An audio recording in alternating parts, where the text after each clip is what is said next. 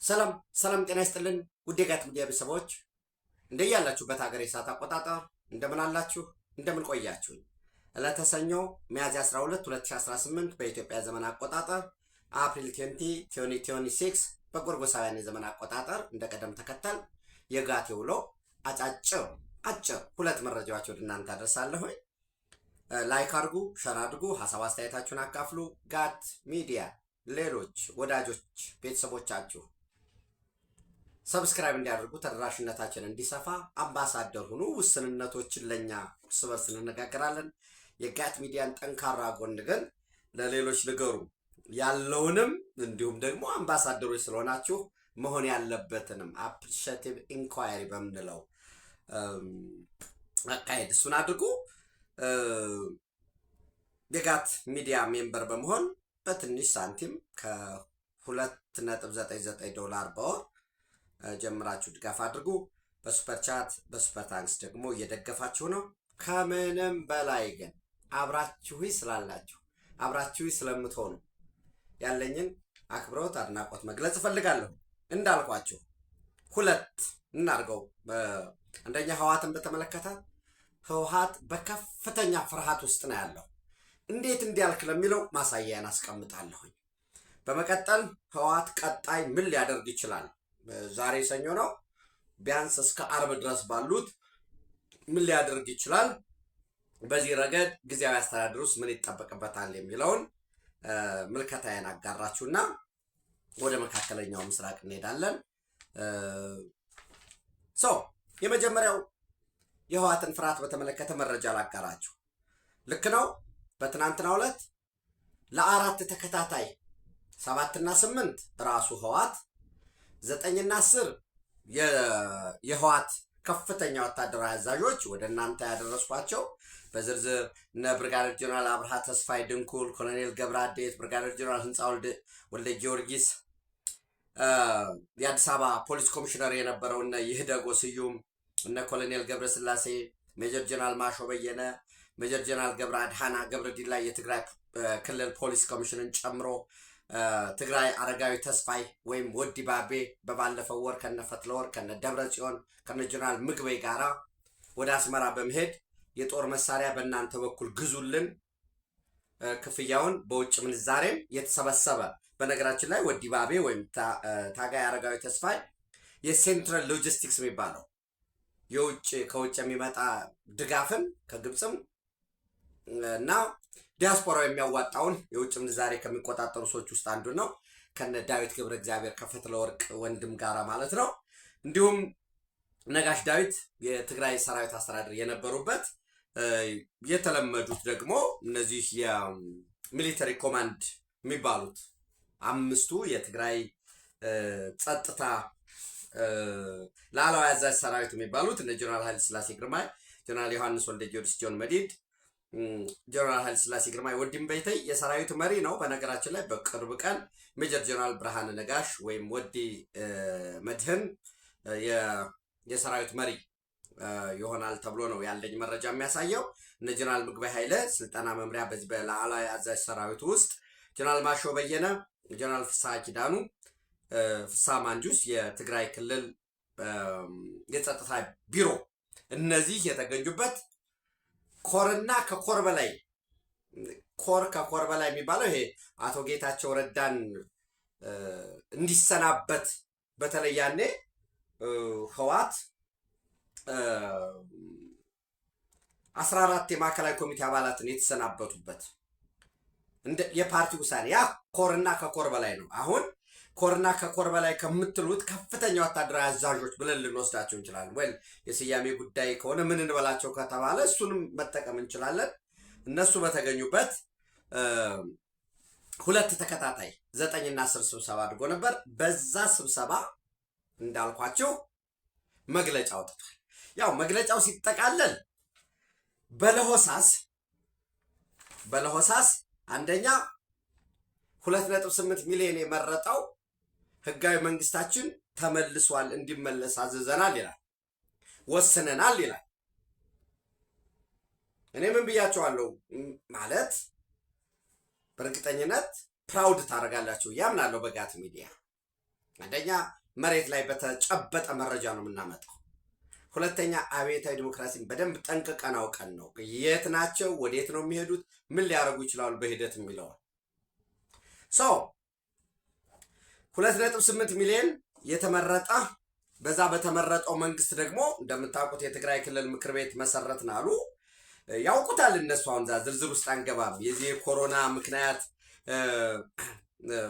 ሰኔ 3 2012 ዓ.ም የፌዴራል መንግስት የፌዴሬሽን ምክር ቤት በኮቪድ-19 ወረርሽኝ ምክንያት ምርጫው መራዘም አለበት፣ ነገር ግን በ9 ወር እስከ 1 ዓመት ባለው ውስጥ ምርጫ እንዲካሄድ አለ። ከዛ ምርጫ ታዘቡልን ብሎ ደብዳቤ ጻፈ። ዘን ይህንን የትግራይ ክልል ማለት ነው በራሱ ታዘቡልን ምርጫ ልናካሄድ ነው ሲል ኖ ኖ ኖ ኖ ይህን ማድረግ አችልም።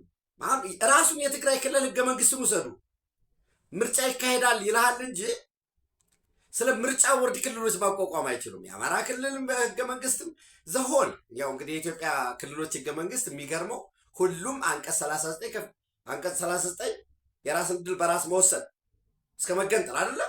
የፌዴራል ህገ መንግስቱ የፌዴራል ህገ መንግስት ሁሉም ክልል አንቀጽ 39 ነች። እንደው አንዱ እንኳን ተሰስቶ 40 ወይ አንዱ እንኳን ተሰስቶ 38 አላረገው ኢንቴንሽናል ሆን ተብሎ ነው አንቀጽ 39ና አእምሯችን ውስጥ የትኛውም እንዲሰርጽበት ነው። ክልል ምርጫ ቦርድን ማቋቋም የፌዴራል መንግስት ስልጣን ነው። ያንን ስልጣን ነጠቁ። እሱ መንጠቃቸው ብቻም አይደለም እንትን የሆነው ሰኔ 17 ቀን ታዘቡ ብሎ ለተጻፈው ደብዳቤ የኢትዮጵያ ብሔራዊ ምርጫ ቦርድ ሰኔ 3 2012 የተወሰነውን ውሳኔ ጠቅሶ ሰኔ 17 ቀን ደብዳቤ ጻፈላቸው። ነው እንዴ? እንደዛ ከሆነማ እኛ ራሳችን ምርጫ ቦርድ አቋቁመናል አሉ። እንደምታውቁት አንድ መምህር ማን ነበር የሚባሉት እሳቸውን ሰብሳቢ አድርገናል አሉ። ምርጫ ተካሄደ ተባለ። በዛ ምርጫ እንግዲህ ጳጉሜ 4 ቀን አይደለ? ጳጉሜ 4 2012 ነው ምርጫ ያደረጉ። ዘን መስከረም 9 2013 መንግስት መሰረትን ብለዋል ወይም አሉ። ዶክተር ደብረጽዮን ገብረ ሚካኤል ርዕሰ መስተዳድር፣ አቶ ሩፋኤል አፍረን አፈ ጉባኤ፣ ወይዘሮ ዘይነብ አብዱልለጢፍ ምክትል አፈ ጉባኤ ያደረግናሉ። ከዛ ዶክተር ደብረጽዮን ገብረ ሚካኤል ደግሞ የራሳቸውን ካቢኔ አዋቀሩ። መስከረም 9 ሆነ። ጥቅምት 24 በሰሜን ዕዝ ላይ አስከፊ የሆነ ጭፍጨፋ ፈጸሙ። ለህዝቦች አንድነት ህወሓት እየሄደ ነው፣ ይሄዳል። የትግራይ ህዝብ የኢትዮጵያ ህዝብ ዘላለማዊ ነዋሪ ስለሆነ የተፈጸመው በሰራዊቱ አባላት ላይ ማንነትን መሰረት አድርጎ የተፈጸመውን ጉዳይም ብናወራው አይጠቅመንም። እንኳንስ በአንድ ሀገር ጥላ ውስጥ የምንኖር ህዝቦች ኢቭን ብንለያይ እንኳን ጎረቤት እንኳን ብንሆን አይጠቅመም። ይህንን በደንብ መያዝ መቻል አለብን። ለምን ከተኖረው በላይ እንግዲህ ዶምስ ዴይ መቼ ይሆናል ሌላ ጉዳይ፣ ዓለም ፍጻሜ መቼ ይሆናል ካልሆነ በቀር ከተኖረው በላይ የሚኖረው ሚሊዮን ዓመት ይበልጣል። ደግሞ አትርሱ፣ የድሮ ተረት ተረት ነው እንዲህ ተደርገን የሚለው። ይሄ ደግሞ በተጨባጭ በምስልም የተቀረጸ የተረፉትም ያሉበት ሁኔታ ነው ያለው። ያ ደግሞ የተሰራ ስራዎች አሉ። ምንድን የተፈጸመው የሚለው እንግዲህ መለቀቅም የለበትም ተገቢም ስላልሆነ ማለት ነው። ያሆነ ጥቅምት 24 ያ ከተፈጸመ በኋላ ያው ቀጥታ ወደ ጦርነት ነው የተገባው፣ ወደ ህግ ማስከበር። ከዛ እያለ የፕሪቶሪያ ስምምነት ይመጣል። የፕሪቶሪያ ስምምነት አንኳር ነጥቡ ምንድን ነው ከተባለ የተደረገው ምርጫ ህገ ወጥ ስለሆነ ተሰርዟል። ያንን እንመልሳለን ይላል ህወሓት። ግን ፍርሃታቸው ደግሞ እንደገና ምን ይላሉ? አካታች የሆነ ካቢኔ እንመሰርታለን ይላል መግለጫው። እንደገና መልሶ ፈርቷል ማለት ነው። እንግዲህ የተመረጠ መንግስት መሰርታለሁኝ ካልክ ምን ይሰራልሃል? አካታች የሚለው ነገር ግልጽ ነኝ የምለው። ሁለተኛ ወሳኙ የህወሓት ፍርሃት ማሳያ ደግሞ ምንድን ነው ካላችሁኝ፣ የወጣው መግለጫቸውን ህወሓት ሲያወጣ መግለጫ በአማርኛ ካወጣ ለቀሪው የኢትዮጵያ ህዝብ ነው። ለትግራይ ህዝብ ብሎ ካወጣ ደግሞ በትግረኛ ያወጣል። ለዓለም አቀፉ ማህበረሰብ ሲያወጣ ህወሓት በእንግሊዘኛ ያወጣል። ህወሓት የፕሪቶሪያ ስምምነትን ጥሸዋለሁኝ የቀደመው መንግስት ይመለስ ብሎ በትግረኛ እንጂ በእንግሊዘኛ አላወጣ።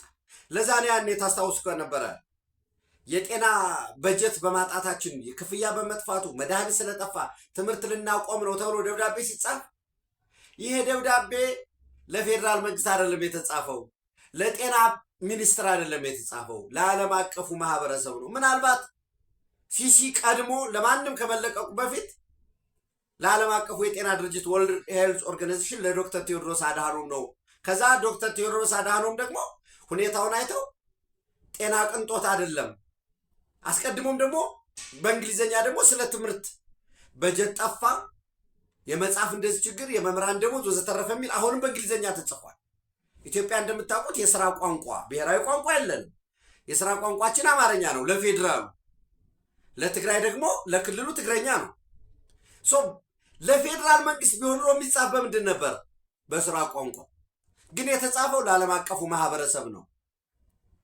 ትምህርት የፕሪቶሪያ ስምምነት ተጥሷል፣ ይኸው ትምህርት ቆመ፣ የሰብአዊ መብት አካል የሆነው ጤና ቆመ ለማለት ነው። የትናንት ውሳኔያቸውን ግን እንዳልኳቸው በትግረኛ ብቻ ነው የጻፏት። ቢጥሱ ኑሮ የዓለም አቀፉ ማህበረሰብ እንዲያውቅ ቢፈልግ ኑሮ ምንድን ነበር የሚያደርጉት? በእንግሊዘኛ ነበር የሚጽፉት። ይሄ አንደኛው የፍርሃታቸው መገለጫ ነው። ምንድን ነው የሚለውና ማዕከላዊ ኮሚቴ ውድብና ህወሓት ቀጭሉ ዝዝተይሉ አጀንዳ ህዝቢ ትግራይ ምስ ቃለወት ህዝብታት ከለው ዝገባ ምህዝነት ዝመልክት እዩ በመሰረት እዚ እውን ህዝብና ምስ ህዝብታት ጎረባቢት ኦኬ ይሄ የክልል አጎራባት ክልሎች አጎራባት አገራት ጋር ያለንን ግንኙነት አጠናክረን እንቀጥላለን ይላል። ጥሩ ነው፣ ምንም ጥርጥር የለውም። የትግራይ ህዝብና የአማራ ህዝብ፣ የትግራይ ህዝብና የአፋር ህዝብ፣ የትግራይ ህዝብና የኤርትራ ህዝብ፣ የሱዳን ህዝብ ጎረቤቶች፣ አልፎም ተሻግሮ የትኛው የዓለማችን ህዝብ ከህወሓት በፊት ማለት መጥፎ ታሪክ ሊኖረን ይችላል። እንደ ህዝብ ግን የተጋጨበት የለም። የልሂቃን ግጭት ትናንት ነበረ፣ ዛሬም አለ፣ ወደፊትም ይኖራል። የልሂቃንን የፖለቲካ ዲስኮርስ ወደ ህዝብ ለመውሰድና በህልውና ላይ አደጋ መጥቶብሃል ብሎ የትግራይ ህዝብን ወደ ጦርነት አረንቋ የከተተው ህወሓት ነው። ኦፍኮርስ ጠባቦች፣ ጥገኞች፣ የፖለቲካ አድሃሪያን በሙሉ ሽንፈታቸውን ወደ ህዝባቸው ወስደው ለመደበቅ ይሞክራሉ። ይህ ትክክል አይደለም፣ ትክክል አይደለም። ህዝብ ዘላለማዊ ነው። የፖለቲካ ፓርቲ ድርጅት ወዘተረፈ የሚባለው ይሄዳል። እዛ ውስጥ ሄዶ ተደብቆ ማለት ከማዕከል የልሂቃንን ዲስኮርስ ወደ ህዝብ ወስዶ ህዝብን ላልተገባ ጦርነት የዳረገው ህወሓት ነው እና ከህዝቦች ጋር አሁን ከህዝብ ጋር ሲባል ህወሓት ከህዝብ ጋር እንዳይመስለው ከአፋር ከጎረቤት አፋር ከጎረቤት አማራ ከጎረቤት ኤርትራ ከጎረቤት ሱዳን ወዘተረፈ ሲል ከነዚህ ጋር ተባብሬ ወደ ግጭት ውስጥ ገባለሁ እያለ ነው። ምንም ጥርጥር የለውም። እና ምንድን ነው የሚለው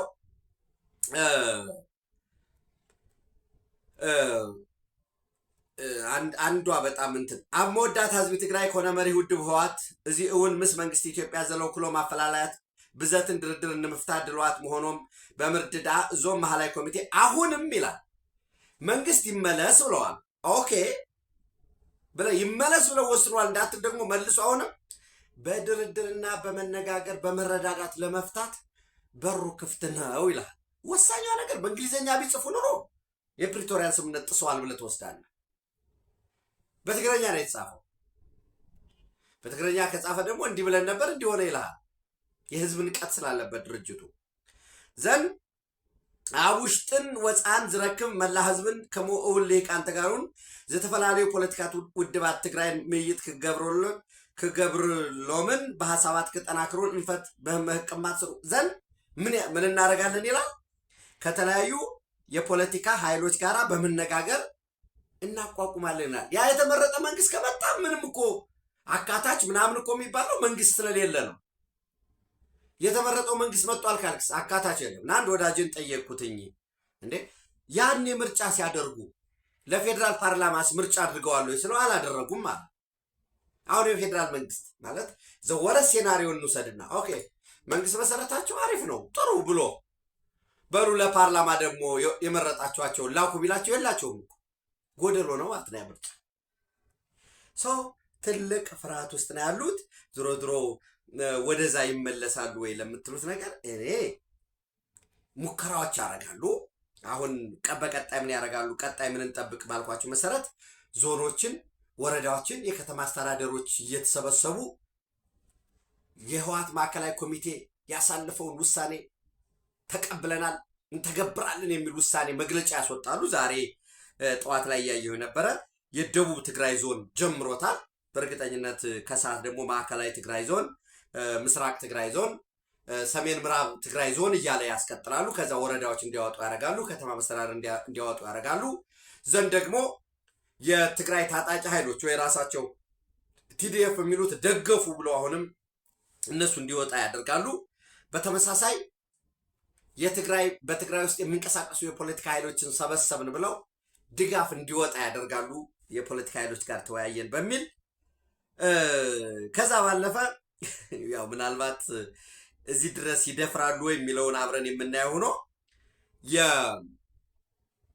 ለአማራ ነጻነት ነው የምታገል የርስት እና የወሰን አስተዳደር ጥያቄ አለኝ ብሎ ነገር ግን በግላጭ የራያንም የወልቃይት ጠገዴ ሰቲት ሁመራን ወይ ምዕራብ ትግራይ የሚባለው ለእናንተ ሰጠናል፣ ግን መተከልና ሸዋን አዲስ አበባን ጨምሮ ደራን እንድናስመልስ ከጎናችን ቁሙ ብለው በግልጽ የተናገሩት እነዚህ ሰዎች አፋብን እንወስናለን። ምክንያቱም ምን ብለዋል?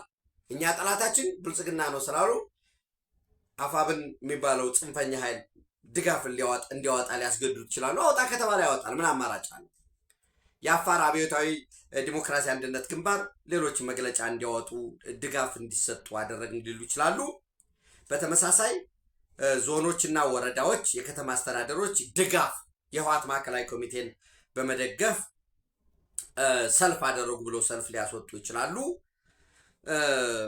ህዝባዊ ሰልፍ ይጠራሉ ማለት ነው። ሌሎች ደግሞ በተመሳሳይ ከሙያ ማህበራት ከምሁራን ጋር ተወያየን የሚል ሰፋፊ የሳቦታጅ ስራዎች፣ የማደናቀፍ ስራዎች ሊሰሩ ይችላሉ።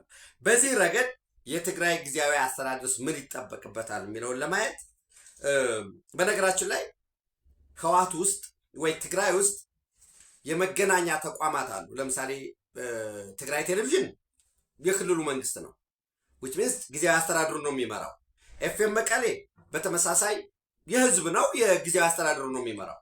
ነገር ግን ዲደብሊው ቲቪ አለ፣ ድምፂ ወያኔ ቴሌቪዥን በኢፈርት ውስጥ ነው የሚተዳደረው።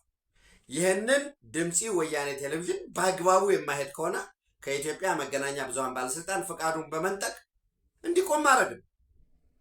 ምናልባት ድምፂ ወያኔ አሁን ከዛሬ ጀምሮ በቀጣይ ቀናት የቀድሞ ፕሬዝደንት ሌፍትናንት ጀነራል ታደሰ ወረደ እያለ ዜና ሊያነብ ይችላል። በዚህ ረገድ የጊዜያዊ አስተዳደሩም ለምሳሌ የደቡብ ትግራይ ዞን ዛሬ ሰብስቦ ካቢኔዎችን ሰብስቦ የህወሓት ማዕከላዊ ኮሚቴ የወሰነውን ውሳኔ ደግፌያለሁ አለ አይደለ? ዞን መዋቅራዊ አይደለም። በነገራችን ዞኖች በኢትዮጵያ ህገ መንግስት እውቅና ያላቸው፣ ክልሎች እውቅና አላቸው፣ ወረዳ እውቅና አለው። ዞን ግን ክልልና ወረዳን ለማገናኘት በሚል የተፈጠረ እንጂ ይህ ህገ መንግስታዊ ነው። ከፍተኛ የሆነ ሪሶርስ ቤት ምናምን ህንፃ ግንባታ እየበላ የጥገኛ ልሂቃን ማዕከል ነው። ማለት ህገ ወጥ ነገር ነው፣ ምንም የለውም።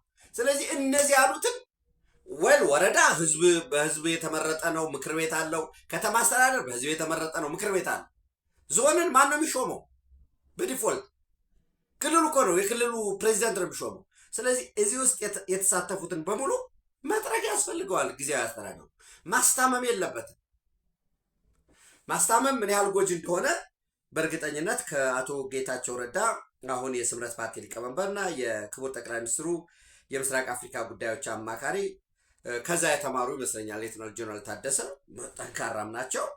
ዘንድ ይሄ ውሳኔ ህወሓት የወሰነው ውሳኔ ምን ውጤት ይኖረዋል የሚለውን ከላይ ያየነው ሆኖ፣ አንደኛ ራሱ ህወሓት የወሰነው ውሳኔ ቅቡልነት የለውም፣ ህጋዊ እውቅና ስለሌለው ህወሓት። ሁለተኛ የተደረገው ምርጫ ህገወጥ መሆኑን አምነህ ህጋዊ ማለት ተደርጎ እንዳልተደረገ የጨረባ ምርጫ ነል ኤንድ ቮይድ ነው የተባለን ምርጫ በዛ መሰረት ህጋዊነቱ ኦሪጂኔት ያደርጋል ካልክ ትናንት ቅቡልነት የለውም ብለህ ተስማምተህ ዛሬ ደግሞ ቅቡልነት አለው፣ አይ ለሰላም ስንል ነው እንዲያደርግ የሚባል ነገር የለም። ከዛ ባለፈ የስምምነቱ መጣስ ከምንም በላይ ህወሓቱን ራሱ ይጎዳዋል። ለምን? ህወሓት የአንድ ቤተሰብ ድርጅት ነው።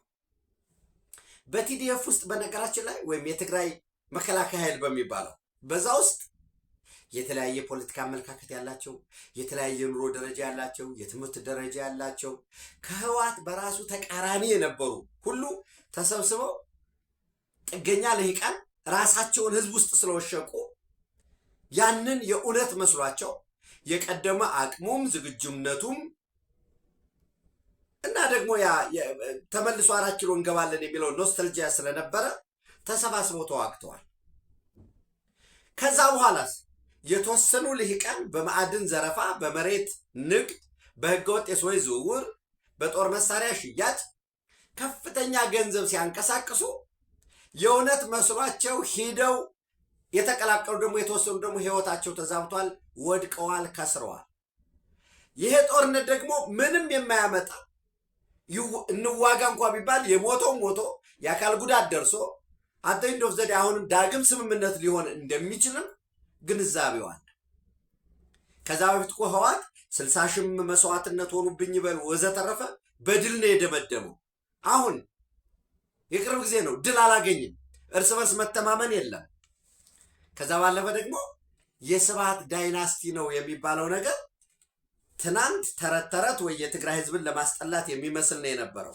አሁን ግን ራሱ የትግራይ ህዝብ በደንብ አይቶታል። የልሂቃን መከፋፈል ዳርጓል። በጣም ወሳኝ የሚባለው ኢመርጂንግ የሆነ አዲሱን ትኩሱን ወጣቱን ኃይል ሚዲያ ላይ ዓለም አቀፍ ግንኙነት ላይ ህወሓትን እየጠገነ ጥገናዊ ለውጥ እያደረገ ሪፎርም እያደረገ በአዲስ መልክ በአዲስ አስተሳሰብ ሊቀርጽ ይችል የነበረው ኃይል ተበትኗል በባለፈው። አሁን የቀረውም ይወጣል ማለት ነው። ስለዚህ ዓለም አቀፉ ማህበረሰብ ፊት ደብረጽዮን ነው ማብራሪያ ሊሰጥ የሚመጣው። የትም ሊደርስ የሚችል አይደለም ማለት ነው።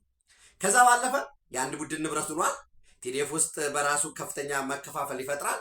ከቲዲኤፍ ተገንጥሎ የሄደው ቲፒኤፍ እጅግ ከፍተኛ ስራ እየሰራ ነው ያለው።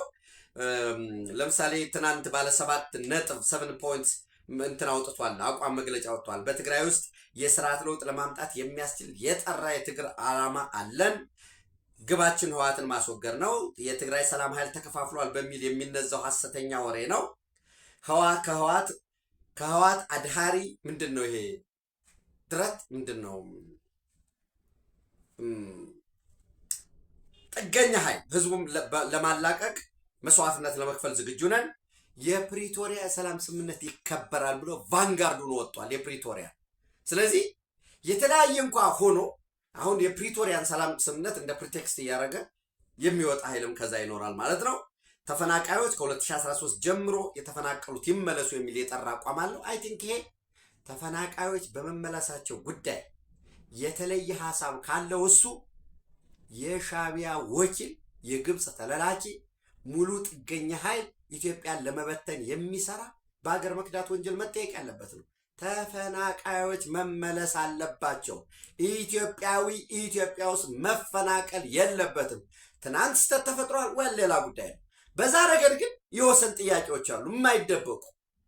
አስተዳደራዊ ወሰን ወዴት ይሁን የሚለው እሱን ህዝብ ተመልሶ ወደ ስራው ገብቶ የሚነግደው እየነገደ የሚያስተምረው እያስተማረ የመንግስት ሰራተኛው እየሰራ የጉልበት ሰራተኛውም የቀን ሰራተኛው ህዝብን ያውቀዋል። ተመልሰው ቤታቸው መግባት መቻል አለባቸው። ሌቦች የህዝብን ንብረት ቤት ውስጥ ገብተው የተቀመጡ አሉ። እነሱ መጠረግ አለበት፣ መውጣት አለበት። ያ ከሆነ በኋላ ጊዜ ተወስዶ ህዝብ የሚበጀኝ ይሄ ነው ካለ ኢትዮጵያ ውስጥ እስከሆነ ድረስ የትም መተዳደር ይችላል። በዚህ ምንም ብዥታ የለብኝም። እዚህ የጋት ሚዲያ ውስጥ ያላችሁም ብዥታ ያለባቸው አይመስለኝም። ቋሚ መርሃችን ስለሆነ እስከ ዛሬ ከ2013 ጀምረው በኬንዳ ውስጥ የሚኖሩ ተፈናቃዮች በአስቸኳይ ወደ ቤታቸው እንዲመለሱ ሁለንተናዊ ጥረት እናደርጋለን ይላል። ትግራይ የጦርነት ማዕከል መሆን የለባትም። ለጽንፈኛው ፋኖ ደጀን ምን ብያቸዋለሁ? ለምሳሌ ከፍተኛ ጦርነት እኮ እየተካሄደ በታሪኩ ጽንፈኛው ኃይል አፋብን ብሎ ራሱን የሚጠራው ኃይል እንደዚህ ሆኖ ተመቶ ያውቅ። ተሰባሰበ። ከኋላ ህወሓት አርሚ 24ን አሰልፎ ደጀን ሆነ አለው። የጦር መሳሪያ ይሰጠዋል፣ ይሰበሰባል። በተገኘው ሁሉ በድሮን የለ ጀት የለ ሞርታር በተገኘው እየተመታ ያላማጣ ክሊኒኮች ሞልተዋል። ወደ ላይ በየቦታው እየተላከ ነው ያለው። አርሚ 24 ራሱ ብዙ ሬጅመንቶች ገብተው ተበልተዋል። ሰው ለጽንፈኛው ፋኖ ምን ሆኖ እያገለገለ ነው? የትግራይ መሬት የትግራይ ህዝብ ምን እንዲሆን ተፈርዶበታል? ደጀን ከኋላ ቁስለኛ ማግለያ የትጥቅ ስንቅ ማዕከል ሽንፈት ሲገጥመው ሪትሪት የሚያደርግበት የሚሸሽበት ለሻቢያስ ስትራቴጂክ ዴብዝ የፊት አብሪ ጦርነቱ ትግራይ ምድር ላይ እንዲካሄድ የፊት ተዋጊ ይሄ መሆን የለበትም በሚል ያስቀምጠዋል። ከዛ ውጭ ደጋግሜ ምን ብያቸዋል? ሻቢያ ከፌዴራል መንግስት ጋር ወይ ከብልጽግና ጋር ወይ ከኢትዮጵያ ጋር ያለው አንድና አንድ ጸቡ ምንድን ነው ካላችሁ ህዋት እንዲተርፍ እድል ተሰጠው ነው። ስለዚህ ምንድን ነው የሚፈልገው ሻቢያ? በግድ እኮ ነው ገፍቶ ተዋጉ እያላችሁ ያለ። ስለዚህ ውጊያ ውስጥ ያስገባሃል፣ ትዋጋለህ፣ ያስጀምርሃል። ፊሽካ ነፍቶ ያለውን ወደ 10 ክፍለ ጦር አለው እሱን አውጥቶ ይሄዳል። አይነግርህም፣ ሌሊት ነው የሚሄደው። ከዛስ አንተ እንደጠፋህ የሰው ወደብ አጠቃቀምም ሌሎች የመሰረተ ልማት ዝርጋታዎችም ኤሌክትሪክ ኃይልን ጨምሮ የሚገነቡ ተቋማትም እነዚህ አንዳንዶቹ በግልጽ እየወጡ ያሉ መረጃዎች አሉ። ከዚህ በፊት እኔም ሃይላይት ሰጥቻቸዋለሁ። የትም የማይገኙ መረጃዎችን ቻይና በወሳኝነት የያዘው ሳውዲ አረቢያ እያደረገው እየወሰደው ያለው ድርድር እያደራደረ ነው። የኢትዮጵያ መንግስት የኮሪደር ጥያቄ የጠራ የኮሪደር ጥያቄ የኔቪ ፎርስ ትረስትም የራስ ዱሜራ ላይ የኢትዮጵያ ባህር ኃይል ቀይ ባህር ኮማንድ ፖስት ምንድን ነው ቀይ ባህር ምድብ አለ። ኦልሬዲ ራስ ዱሜራ በጅቡቲም በኤርትራ መካከልም የይገባኛል ጥያቄ ያለበት ነው እና ለዛ ነው ታጅራን እኛ እኮ 60% ሰጠን ነበር ወዘተረፈ የሚለው ያ እየሆነ ነው ያለው። የኢትዮጵያ መንግስት ማዕከላዊ መንግስት ፌዴራል መንግስት ምን ሊወስድ ይችላል የሚለው አብረን ነው የምናየው። ዝሮ ግን የኢትዮጵያ መንግስት ማዕከላዊ መንግስቱ የሚያሳሳ የልማት እቅድ ውስጥ ነው ያለው። ዲተር ያረጋሃል፣ ምንም ጥርጥር የለውም። አሁን ቆቦ እንቆጣጠራለን በሚል ጽንፈኛውን ከፊት አሰልፎ ለመዋጋት የተደረገው ጥረት ይገባል። በቃ አሸዋ ነው፣ እየተዋጠ ነው ያለው። ያ የፈጠረው ፍርሃት አለ። አጀንዳ መሆን ይፈልጋሉ። እንደምታዩት ህዋትን አጀንዳ የሚያደርገው አካል የለም። እንዲሁም ምናልባት እኮ ጋት ሚዲያ ይሄንን አቤት ዲሞክራሲን ምንንም ያው ጢባጢቤ እንጫወትበት በሚል ነው አጀንዳ እያደረግናቸው ያለ ነው እንጂ ከዛ ለምሳሌ የሶስተኛ ሩብ ዓመት የ100 ቀን አፈጻጸም እየተገመገመ ነው። በግብርናው፣ በማኑፋክቸሪንግ፣ በቱሪዝም፣ በማዕድና ኢነርጂ፣ በአይሲቲ ወይም በዚህ በቴክኖሎጂ ዲጂታላይዜሽን ላይ በአገልግሎት ዘርፍ ምን የላቀ አፈጻጸም አለን፣ በኢንዱስትሪ ምን ጎደለ፣ ፖሊሲዎቻችን፣ እቅዶች እንደዛ እየተገመገሙ ነው። ወደ ጦርነት የሚገባ ያለም ፍላጎት ግን እሱ አላቸው። የመካከለኛው ምስራቅን በተመለከተ አሜሪካና ኢራን ወደ ድርድር ተቀምጠዋል የሚሉ መረጃዎች እየወጡ ነው። አሜሪካና ሊባኖስ እስራኤልና ሊባኖስም ተኩስ አቁሙ ችግር ገጥሞታል የሚሉ መረጃዎች አሉ። እሱን ወደ እናንተ አድርሳለሁ በቀጣይ በዕለታዊ። ቴንኪው